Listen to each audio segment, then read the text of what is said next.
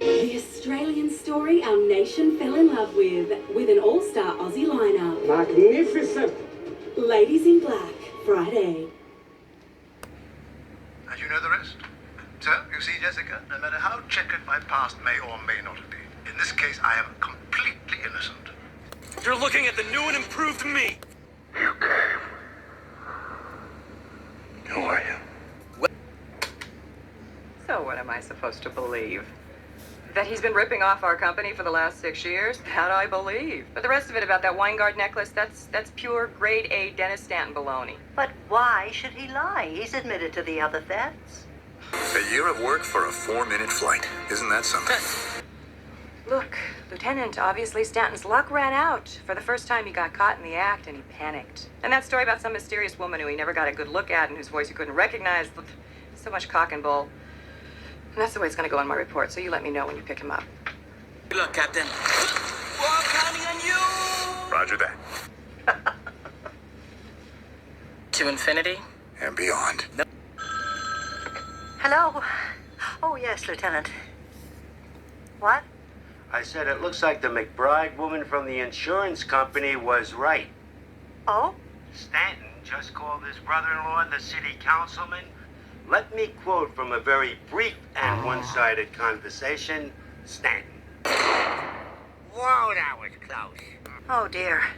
Thought you'd like to know that before you left for Maine. Yes, thank you, Lieutenant. That was very thoughtful of you. Goodbye.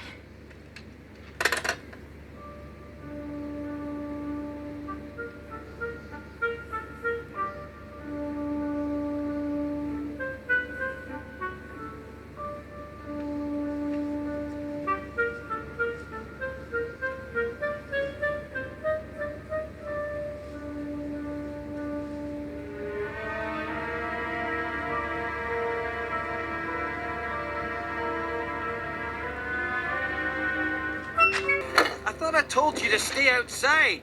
I am outside.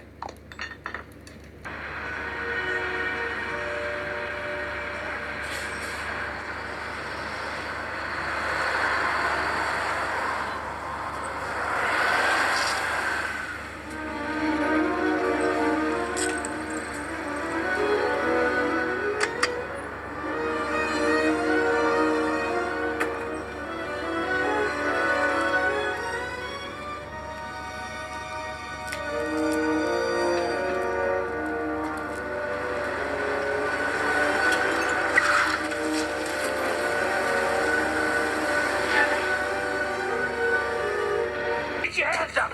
You get your hands up! Drop the gun! On your knees! Easy with this guy. He's not one of them. Easy. Come on, get up. Get up. Get up. Come on. All right, let's get this place cleaned up. I'm not too stupid after all. You're late. My bus leaves in 5 minutes. I got stuck in traffic. A couple of young hoods tried to rob a liquor store.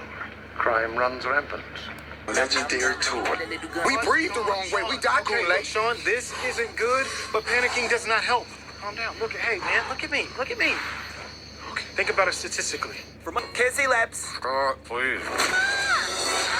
Did you mean to wave your arms all over the place while falling into the hole? Because it's 2 versus 1? He's got to be kidding. Bring it. It's inside the newspaper. Nice that you agreed to cooperate without any fuss, Sergeant. This could have been messy for us both. They're called orders, Maverick. They very well mean the difference between life.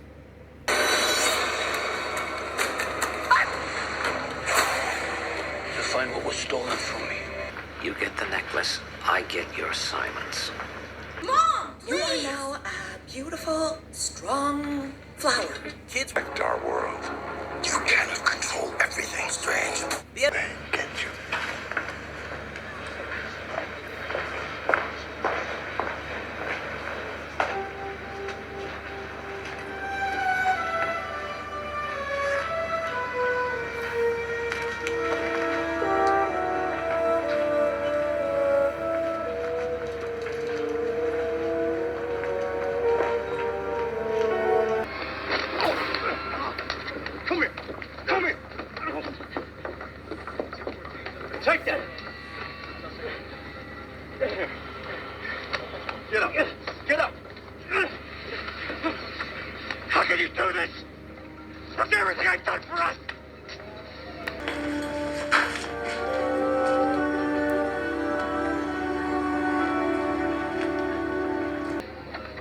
can't keep us apart! Look, Lieutenant, this is insane. I never saw this necklace before. I saw what she did in the barn. It's more than just his word, Mr. Hatcher. It was the flower. What? The red carnation. The authorities found a blood-stained petal from a red carnation on the floor. That indicated that a man was in the suite that night, not a woman. A man who'd been wearing a red carnation. Could have been Weingart.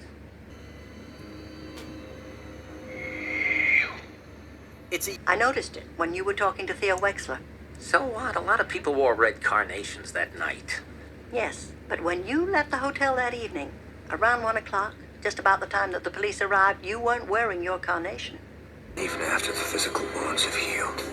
The police report showed that the victim's hand had been badly scratched, and I think I know why. It was probably simple for you to strangle Mr. Weingart to death, but you couldn't stop him from struggling. He must have clutched at your carnation, mangling it as he fought for air. In doing so, the pin jabbed deeply into his hand. Now that would explain the traces of blood, his blood, on the petal. You must have gotten rid of the flower. Really? A TV show? You? What do you think?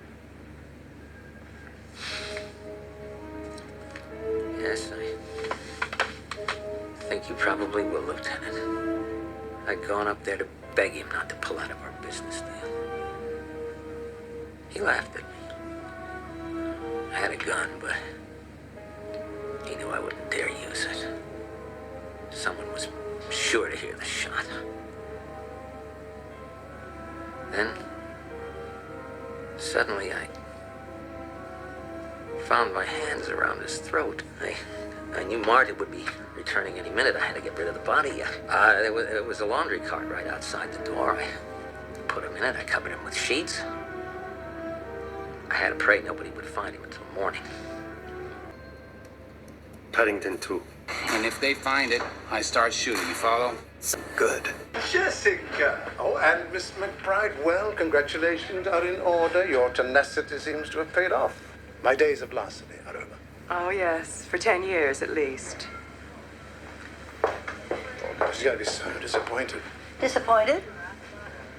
Thank you, Walter, for arranging things. If you need me, I'll be home in about half an hour. My lawyer. Oh, I thought he was a policeman.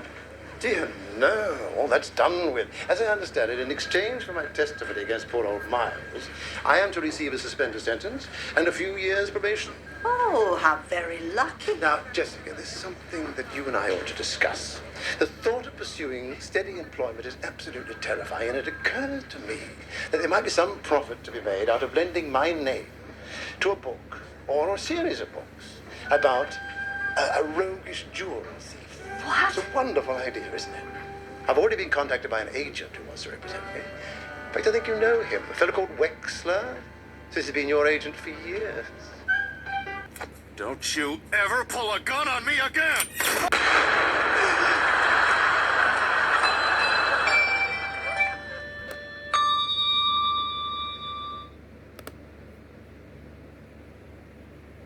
Sad news to share with you right now, and Martha did in the last hour. Angela Lansbury has died. Of course, the star of Murder, She Wrote. She was in the old acting style of the golden age of Hollywood. Just think about all the awards. She won 5 Tony Awards, at least 1 Grammy. She was nominated for an Oscar 3 different times.